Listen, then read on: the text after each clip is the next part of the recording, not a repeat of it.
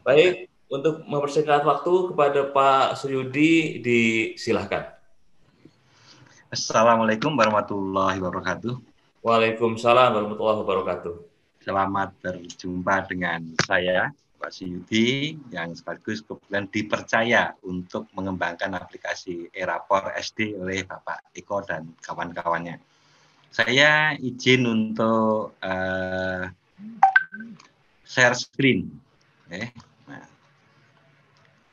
Oke, saya share.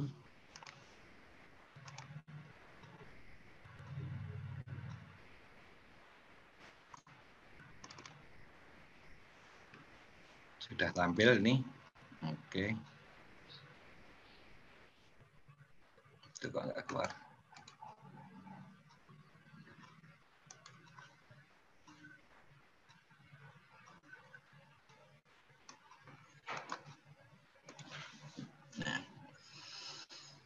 Apakah sudah tampil presentasi untuk updater aplikasi Erapor SD?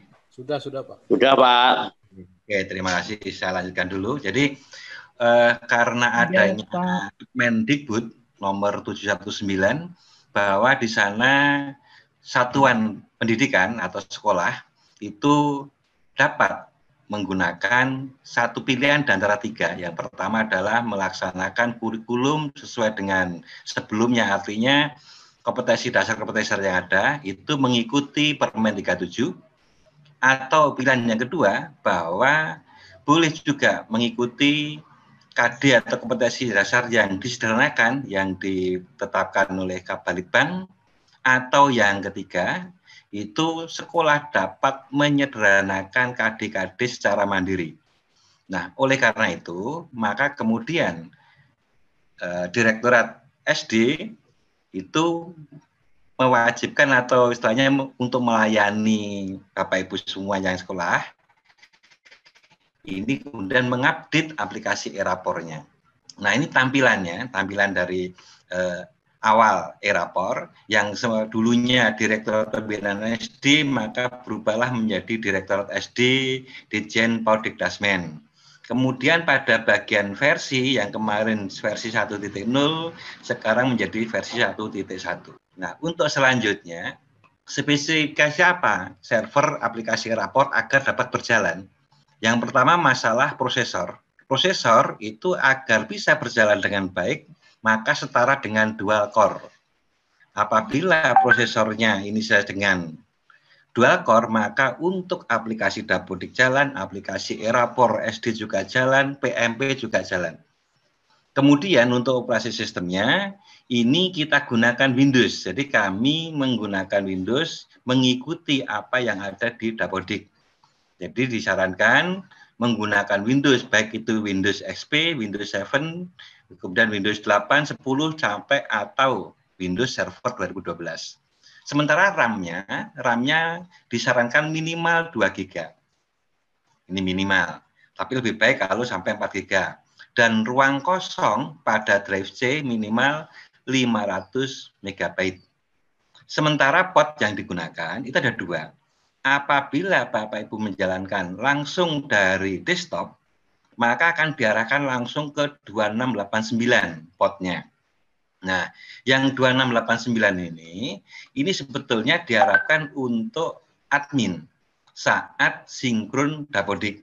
Tetapi kalau digunakan untuk guru, maka disarankan menggunakan yang 2050. Karena dari kecepatannya itu lebih cepat yang 2050. Kemudian, pembaruan apa saja yang ada di Erapor SD untuk versi 1.1 ini? Yang pertama nanti pada menu admin dan menu guru.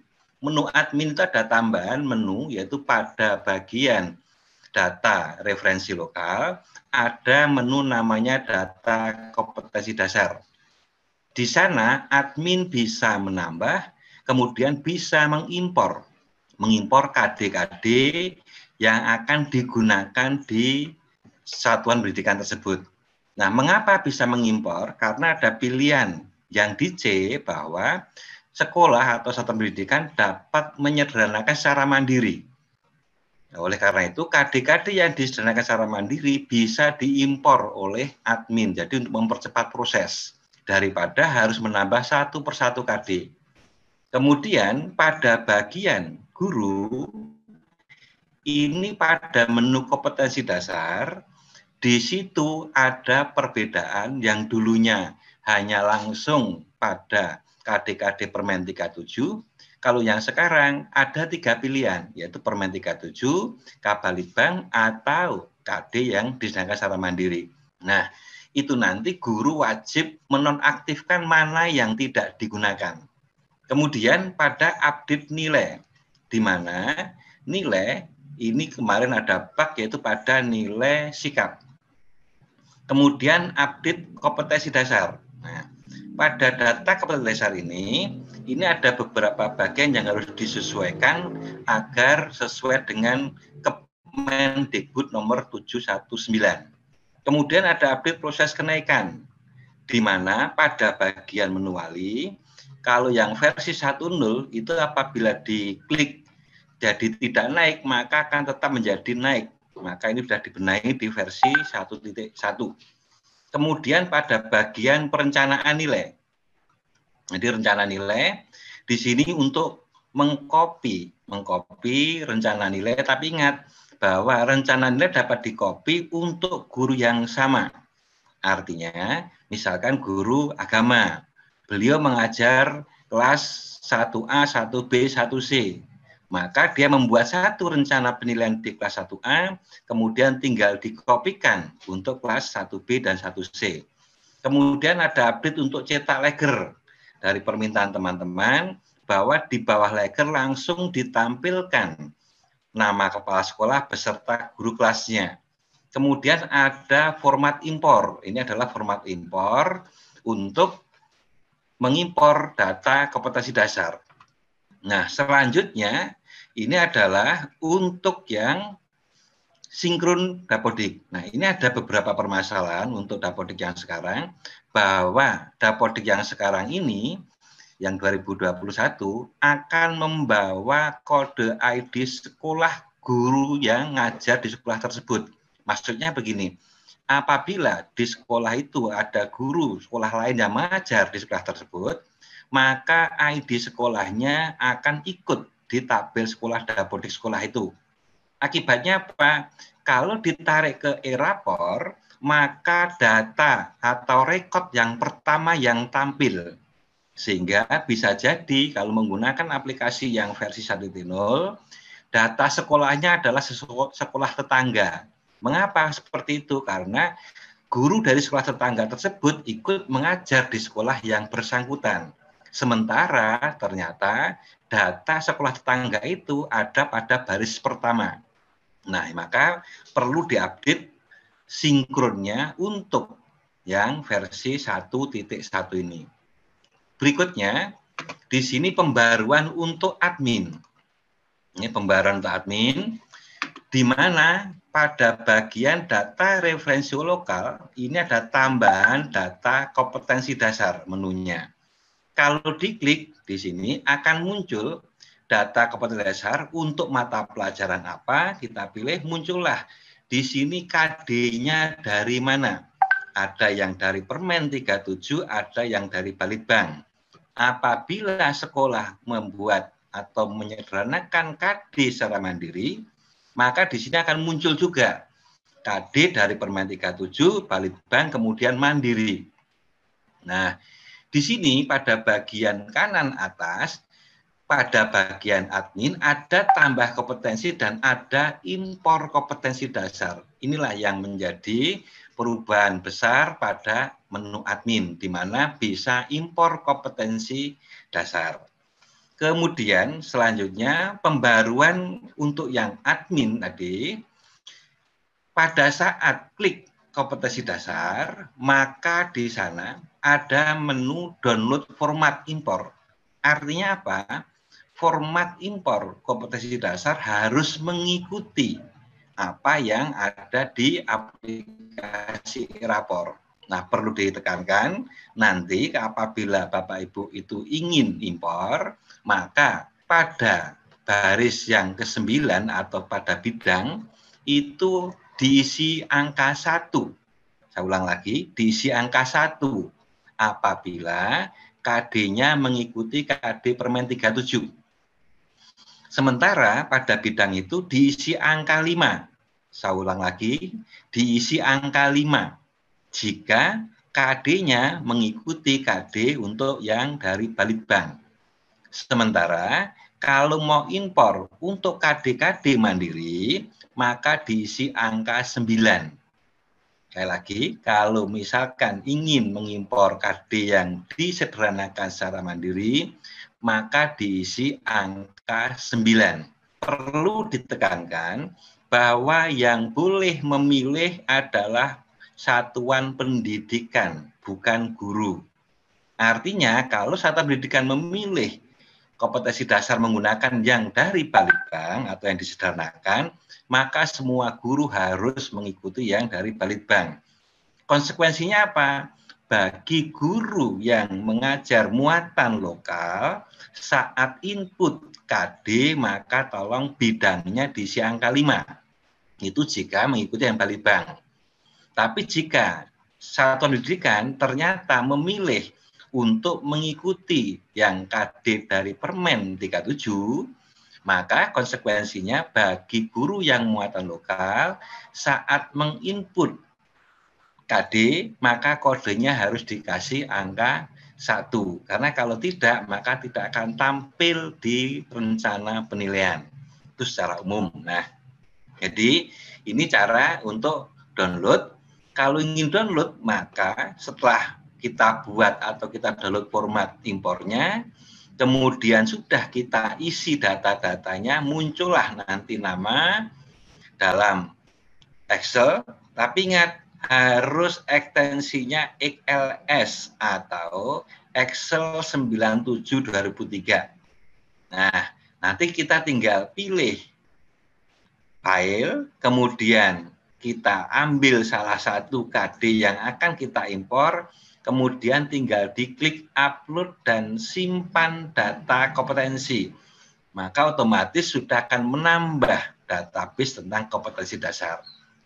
Kemudian di sini untuk pembaruan dari menu guru. Nah, di menu guru, begitu login sebagai guru, maka saat kita klik data kompetensi dasar, muncullah 3 pilihan.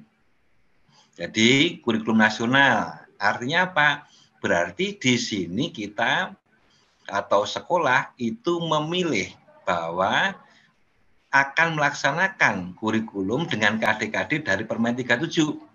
Nah, maka di sini apabila sekolah kok memilihnya yang Balitbank, tolong diklik nonaktifkan kompetensi dasar. Artinya apa? Kalau ini muncul tulisan merah nonaktifkan kompetensi dasar Permen 37, berarti ada KD dari Permen 37 yang aktif. Nah, jadi kalau sekolah ternyata akan menggunakan yang penyederhanaan Balitbank, maka harus diklik nonaktif. Jadi harus ada satu saja yang diaktifkan. Kalau tidak, nanti saat guru menyusun, jadi guru menyusun rencana penilaian, maka KD-nya akan muncul double-double. Ada 1.1 muncul deskripsi, 1.1 lagi deskripsi lagi. Itu artinya apa? Berarti untuk KD dari Permen 37 maupun untuk KD dari penyederhanaan Balitbank semua masih aktif. Tolong sekali lagi dinonaktifkan yang tidak digunakan. Jadi saya ulang, apabila memilih penyederhanaan dari Balitbank yang digunakan di sekolah tersebut, maka yang dari kurikulum nasional harus diklik nonaktif. Apabila sekolah milih yang kurikulum nasional, maka yang dari Balitbank gantian yang dinonaktifkan. Selanjutnya, di sini contoh misalkan dari penyederhanaan Balitbank. Nah, apabila Bapak Ibu guru klik edit, jadi sebelumnya tadi ada menu edit kompetensi, maka ada pilihan Nah, pilihan ingin aktif atau nonaktifkan KD tersebut. Nah, ini satu persatu bisa dijalankan, tapi kalau ini yang kita gunakan maka akan lama. Maka kami memberikan satu tombol di atas, yaitu klik nonaktif. Klik nonaktif kompetensi dasar, maka semua KD yang statusnya aktif akan dinonaktifkan sesuai dengan yang menonaktifkan kompetensi dasar dari Permen 37 atau dari Balitbank. Nah, kemudian selanjutnya di sini langkah kerja admin. Nah, ini yang perlu ditekankan. Yang pertama, apabila Bapak Ibu sudah menginstal Erapor versi 1.0, maka silahkan langsung diupdate ke Erapor SD versi 1.0 tuh, versi 1.1 exe. Ini filenya, kita klik 2 kali, kemudian sudah. Tunggu, kemudian tinggal klik jalankan, dan seterusnya. Nah, kalau ini sudah berhasil, maka kemudian admin login sebagai admin dengan memilih semesternya bebas. Setelah memilih semester bebas, maka kemudian klik ambil data dapodik, tapi yang disinkron cukup semesternya saja, jangan sinkron semua data. Nah, nanti otomatis data semester akan bertambah, yaitu akan bertambah dengan semester yang 2020/2021 ganjil atau semester yang aktif sekarang. Setelah itu silahkan keluar dulu dari aplikasi Erapor adminnya. Setelah keluar baru login lagi, tetapi milihnya sekarang milih semesternya yang 2020/2021 ganjil. Setelah itu baru ambil data Erapor, data dapodik, dan klik sinkron semua data. Nah, setelah itu semua selesai, yang nanti agak lama biasanya di siswa. Mengapa lama? Karena di siswa kami akan mengambil identitas siswa lengkap yang ada di dapodik apapun, ditambah dengan data longitudinalnya. Nah, setelah berhasil, jangan lupa admin harus generate ulang user. Mengapa demikian? Karena setiap semester maka kode untuk wali kelas akan berubah. Maka harus diklik generate ulang user. Setelah itu baru diklik data mata pelajaran. Nah, di sini apabila baru menginstal pertama kali, maka ringkasan mata pelajaran kosong. Itu wajib diisi. Tetapi bagi yang sudah pernah menggunakan versi 1.0, maka data ringkasan mata pelajaran sudah terisi. Nah, mengapa wajib diisi? Ringkasan mata pelajaran wajib diisi karena nanti akan ditampilkan di Legger. Nah, maksimal untuk mengisi data mata pelajaran tadi, ringkasannya maksimal 10 karakter. Saya ulang lagi, untuk input ringkasan mata pelajaran, maksimal itu 10 karakter. Nah, kemudian langkah ke-9, yaitu apa? Admin harus mapping mapel. Nah, mapping mapel dari menu data referensi lokal. Ini untuk apa? Untuk menampilkan nilai dari mata pelajaran tadi di rapor pada urutan keberapa. Kalau sudah pernah menggunakan yang versi 1.0, maka sudah terisi langsung. Tapi bagi yang baru menginstal dari 1.0, kemudian diupdate ke versi 1.1, maka ini masih kosong. Kemudian wajib menginput data KKM mata pelajaran. Ini diinput setiap semester. Nah, selanjutnya apabila diperlukan, maka admin mengedit KKM satuan pendidikan. Jadi di sini menunya setelah mapping mapel, klik di bawahnya data KKM mata pelajaran, diinput terlebih dahulu bagi yang belum. Nah, ini nanti ada caranya, di samping input langsung, bisa juga dengan impor. Kemudian masuk lagi ke KKM Satuan Pendidikan. Ini dicek apakah sudah sesuai dengan satuan KKM Pendidikan di sekolah tersebut. Kemudian jangan lupa selanjutnya input bobot, PH, PTS, dan PAS. Kalau ini tidak jadi kalau tidak diinput bobotnya, maka saat guru mau merencanakan penilaian, maka akan terhambat. Artinya apa? Begitu mau menulis, maka akan diberikan peringatan bahwa bobot belum diisi. Mengapa demikian? Karena bobot ini nantilah yang akan digunakan untuk menentukan predikat dari nilai yang diperoleh oleh siswa. Nah, kemudian setelah itu dicek, masuk ke bawahnya data kompetensi dasar. Mengapa saya kasih warna biru muda? Ini karena apa? Inilah data atau menu baru di admin. Nah, di sini kita cek adakah kompetensi dasar yang perlu ditambahkan. Nah, ini pertama kali, ini yang jelas untuk mata pelajaran muatan lokal, alangkah baiknya atau untuk cepatnya minta bantuan admin karena bisa langsung impor. Tetapi kalau misalkan guru ingin input sendiri, maka input manual satu persatu. Artinya, begitu kita klik, saya akan menambah berapa KD, pilih 5 KD. Maka ngeklik 1 sampai 5 di aplikasi ini. Tetapi kalau dengan bantuan admin, guru memberikan atau menulis KD di Excel, kemudian tinggal diimporkan. Nah, kemudian setelah itu admin ngecek data butir-butir sikap. Di sini adakah tambahan butir-butir sikap yang akan dikembangkan di suatu satuan pendidikan.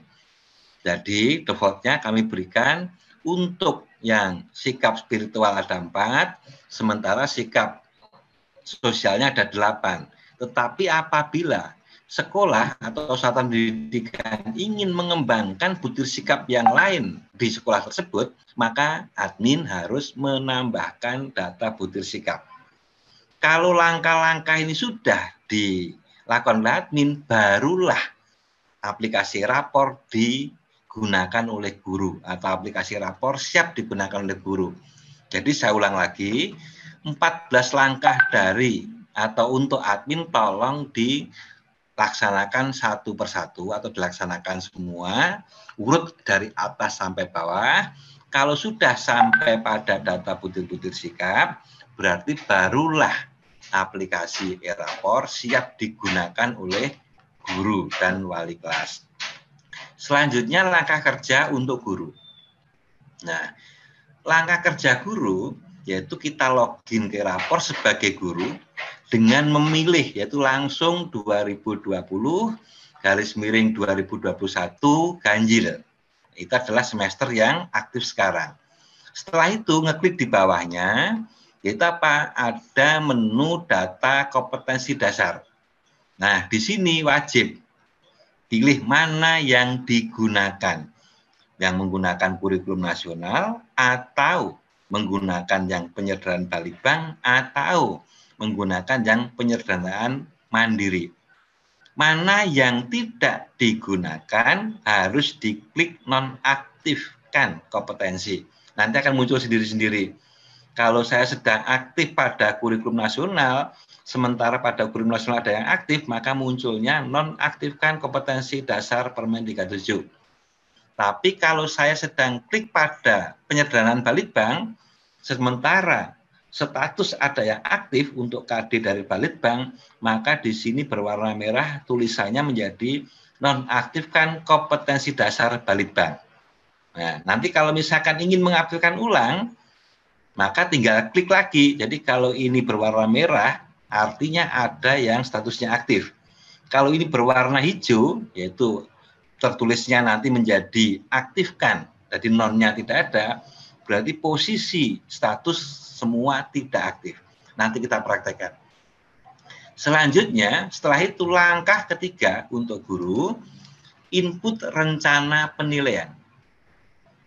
Nah, setelah input rencana penilaian, silahkan di-download format nilainya.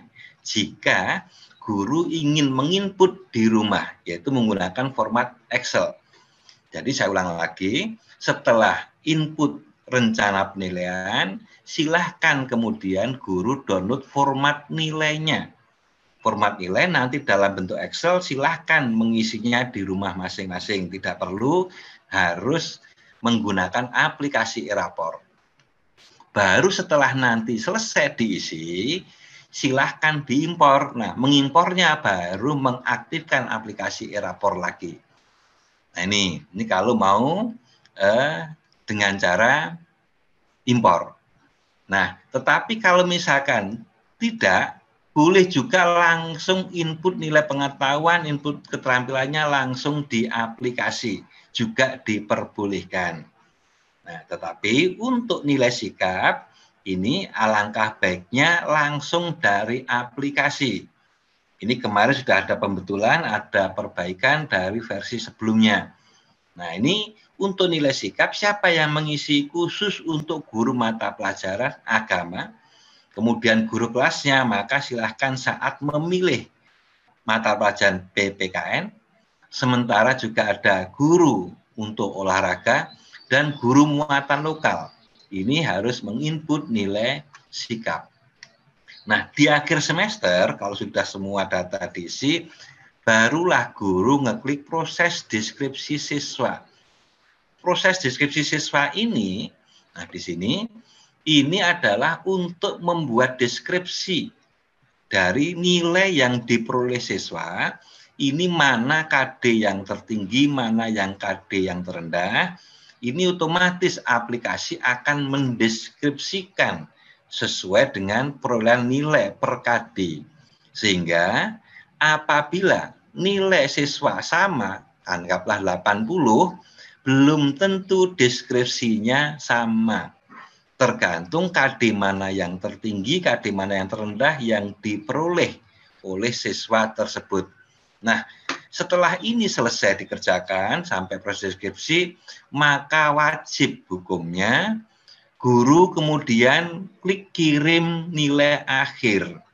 Kalau ini belum diklik, maka otomatis nilai yang sudah dibuat itu tidak bisa ditampilkan ke eRapor. Mengapa demikian? Karena kalau belum mengirim ke nilai akhir, artinya nilai masih menjadi rahasia guru.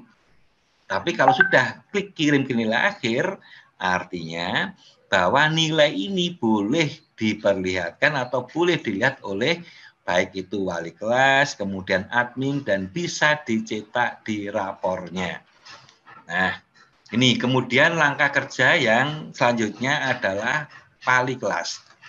Nah, untuk wali kelas, di sini kerjanya hanya saat di akhir semester saja. Nah, loginnya sebagai wali kelas, ini wali kelas loginnya menggunakan nama kelasnya. Nama kelas di Dapodik apa? Maka login menggunakan nama kelas di Dapodik, kemudian setelah itu memilih semesternya 2020/2021 ganjil. Setelah itu ngapain? Input kehadiran siswa. Nih. Setelah input kehadiran siswa, langkah selanjutnya input kehadiran nilai ekstrakurikuler. Langkah selanjutnya habis input kehadiran siswa, input nilai ekstrakurikuler. Selanjutnya input prestasi apabila ada siswanya yang mendapatkan prestasi di semester tersebut. Kemudian input catatan wali kelas. Nah, ini wajib diisi catatan wali kelas, dan ingat, kata-kata di dalam catatan wali kelas adalah kata-kata yang memotivasi peserta didik.